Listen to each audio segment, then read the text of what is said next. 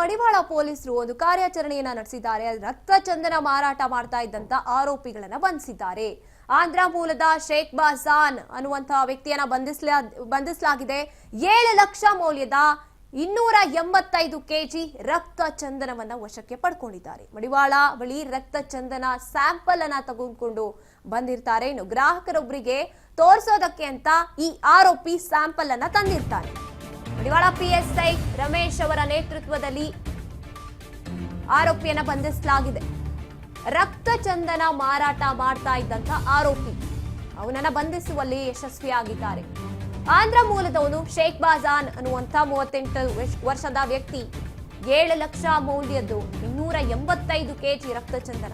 ಮಡಿವಾಳ ಬಳಿ ರಕ್ತ ಚಂದನ ಸ್ಯಾಂಪಲ್ ಅನ್ನ ಅವನು ತಗೊಂಡು ಬಂದಿದ್ದ ತೋರಿಸೋದಕ್ಕೆ ಗ್ರಾಹಕರಿಗೆ. ಆ ಒಂದು ವೇಳೆ ಈ ಆರೋಪಿಯನ್ನ ಬಂಧಿಸಿರುವಂತದ್ದು ಪೊಲೀಸ್. ಮಡಿವಾಳ ಪಿಎಸ್ಐ ರಮೇಶ್ ಅವರ ನೇತೃತ್ವದಲ್ಲಿ ಕಾರ್ಯಾಚರಣೆಯನ್ನ ನಡೆಸಿ ಇವನು ಸಿಕ್ಕು ಬಿದ್ದಿರುವಂತದ್ದು.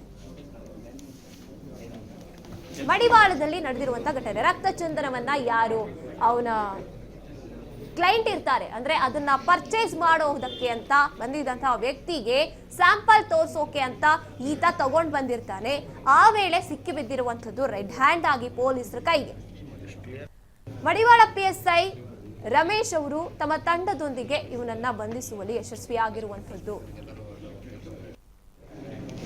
ಗ್ರಾಹಕರೊಬ್ಬರಿಗೆ ತೋರಿಸೋದಕ್ಕೆ ಅಂತ ಅವನು ರಕ್ತ ಚಂದನವನ್ನ ತಂದಿರ್ತಾನೆ.